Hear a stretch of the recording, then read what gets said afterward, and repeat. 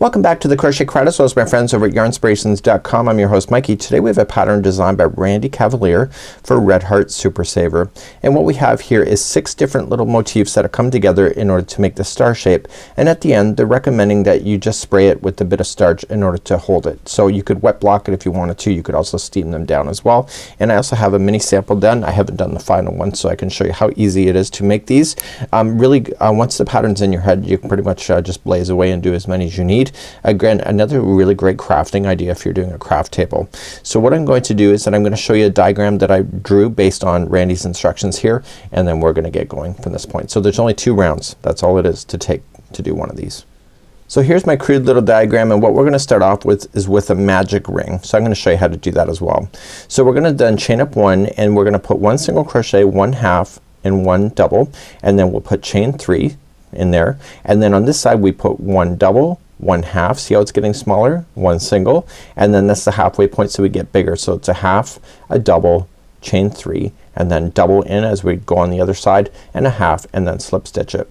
The second round we're gonna immediately chain up 3, which will count as a half double crochet and chain 1 space, and we're gonna half double crochet into the same space, or into the same stitch.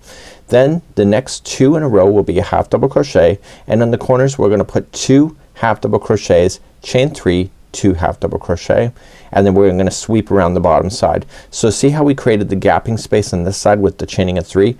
When you get to the middle one, which is the you're gonna do the first 2, it's gonna be this as well. So half double crochet, chain 1, half double crochet, and keep half double crocheting until you get to the corner. In the corner again, 2 half double crochets, chain 3, 2 half double crochet, and then just finish it off like so. That's all it takes, and then you're just gonna whip stitch these together once you're done.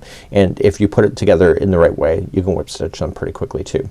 So without further ado, we're gonna be using Red Heart Super Saver today on camera. I'm recommending a size F-5 at 3.75 millimeter. Just for transparency, I am using a 3.5 millimeter crochet hook in order to play today. So let's review doing a magic circle. How you do it matters because of the way that it closes. You can't use the chain 1 or anything like this with this particular concept. You have to use a magic ring. First thing you need to do is you need to take the yarn strand and lay it in front of your hand like this. So just lay it in the front, and then I want you to move the other 2 fingers here out of the way and just keep your 2 fingers out. Take in the yarn strand that is leading to the yarn ball, just scoop it up underneath and then cross it over. Okay, so if it's in the front, just scoop it up and cross over, and then just use your ring finger to hold it. Take this yarn strand right here and go up underneath it, and then just scoop the other strand that's leading off in the diagonal and catch it.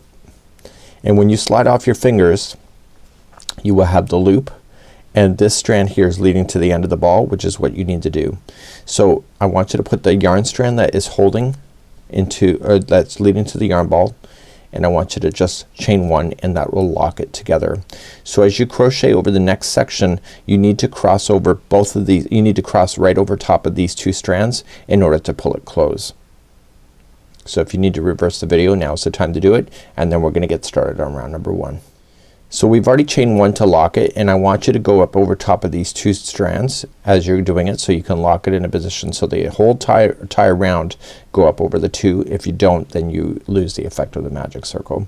So we've already chained 1 to lock, so we're immediately gonna just start off right in the center of the circle and do 1 single crochet, and then we're gonna do a half double crochet, and then a double crochet. So we're completing 1/4 of the side. And we're now going to turn the corner. So continuing along, there's going to be 2 single, or sorry, there's going to be a chain 3. So 1, 2, 3, and coming into the same magic ring is that you're going to put in a double crochet. So it starts off large, and then it goes to a half double crochet, and then a single crochet. So you've just done 1 half side. So you're gonna get bigger now. So 1 half and 1 double, and then chain 3, 1, 2, 3, and into the ring again you're just going to put in a double, and you have only 1 more stitch to do. It doesn't look like it because the circle is open, and then you have 1/2 to finish. Once you have that done, take the strand that's leading to the end of the yarn, and now you're just gonna pull, and this is gonna pull it nice, and when you pull it you want to leave some space open in the middle, and then just slip stitch it to the beginning one like this, and you should end up with a shape that looks like that. So let's move on to round number 2. You would have noticed that I never cut this strand here, so what I'm gonna do is I'm just gonna lay it on top of the line and get it stuck underneath the stitches so I don't have to sew this later. So it's just kind of a lazy way of doing it.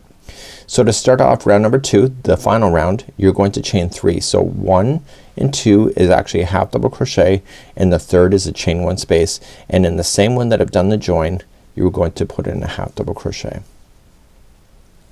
So you have 2 stitches left before you get, so I'm going right up over top of that straggler, and I'm just gonna apply 1 half double crochet in each.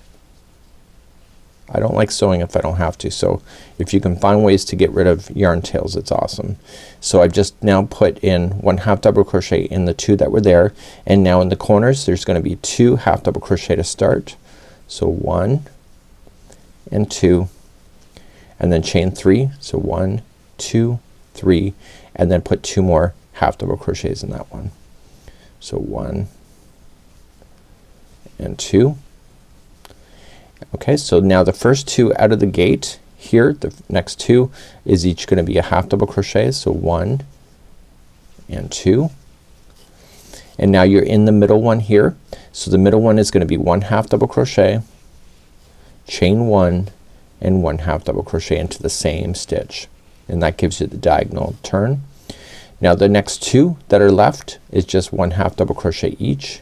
So 1 and 2, and then you're on a corner again.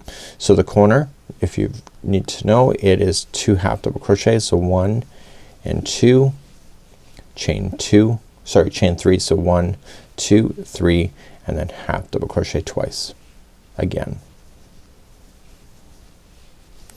Then finally you have 2 stitches left, and they're each going to be a half double crochet. So 1 and 2, and then you just join it with the slip stitch to the chain, the second chain of the 3 chains. So just to the second, and therefore that motif is now done. So you want to leave an extra long yarn tail so you can use that to sew it with the partners that you will have, and then when I come back I'll show you how to be able to put this together with your friends. So as I finished it off, I have already cut my yarn, but I have not pulled it off my hook yet. So all I want to just do is just slip stitch to the chain 1 space.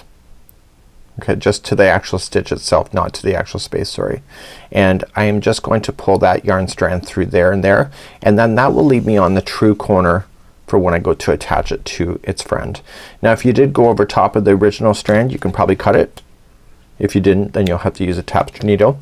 Now we're gonna put it together with your friends, and what I found with myself is that if you put the yarn strands on the same side of each other, you can use the yarn strands in order to play with each other. So it's gonna be 1 yarn strand for here, 1 for here, but if you like set it up like this, right, this one here will attach the 2, and then this one's available to attach it to the next one. So there's gonna be 6 yarn strands that you need to do in order to pull that together.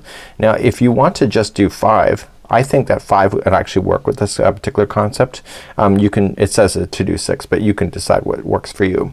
So what we want to do is that we want to use a tapestry needle now at this point, and we want to be able to attach them together, and I would strongly recommend you attach it on the back loops to provide this, and then it'll be good to go. So let's show you how to do that next. So I'm gonna take the one that's already attached. So eventually you have to start somewhere, right? So you just start with 1 and start adding them.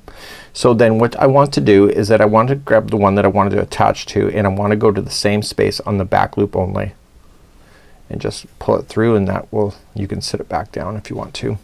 I didn't actually do these on a flat surface, but that's what you can do if you want to. And what I want to do is that I want to scoop back up underneath this one here so that I have the yarn strand in front.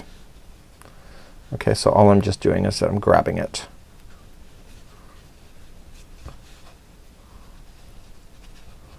Like so.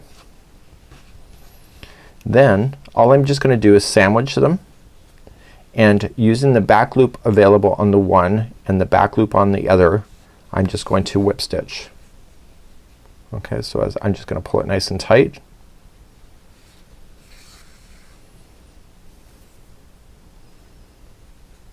and I'm gonna work my way back.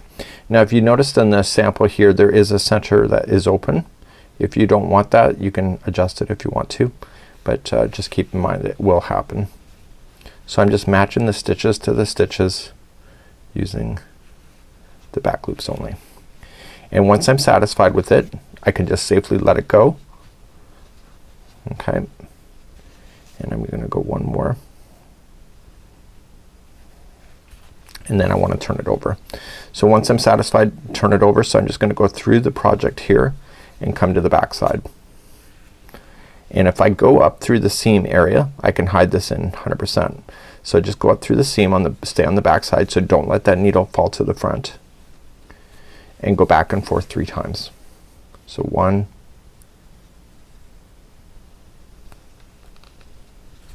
it's gonna be tight because it's a smaller hook, and 3rd time is a charm. So you're just gonna attach these together. Again I think you could have got away with 5 on that one, but you'll have to make that call, and then eventually you'll just attach the next one. So because the next strand is available to you, you simply just work your way to the next strand and just put it up and just match it to the one that's across the way. The back loop only, and the back loop on this side, and attach, and then I can kind of pinch it and then just match the stitches again. So I'm gonna finish this one and I'll be right back. So that's it, and I'm just gonna finish it off now, and I'm just gonna go back and forth 3 times like I did before. So you have to sew them all together if you're gonna do this particular concept. They look pretty neat. It's not a hard project to do. A great craft show item idea. The fact that you know you do got a little bit of sewing, but the motifs don't take any time to make, so you could like bang off a lot of these little motifs and then put them together. You could rainbow them up, school colors, and then once you're done what you want to do is that you want to either damp block them, so you can just damp this up a bit and then just press on it and let it air dry. You could also take a steamer and steam them as well, and steam them nice and flat, and you can see that these are pretty awesome. So this is called the Star Coasters. Really kind of a cool idea, and it's a lot of fun. So until next time, have a good one, and we hope to see you again real soon. Bye bye.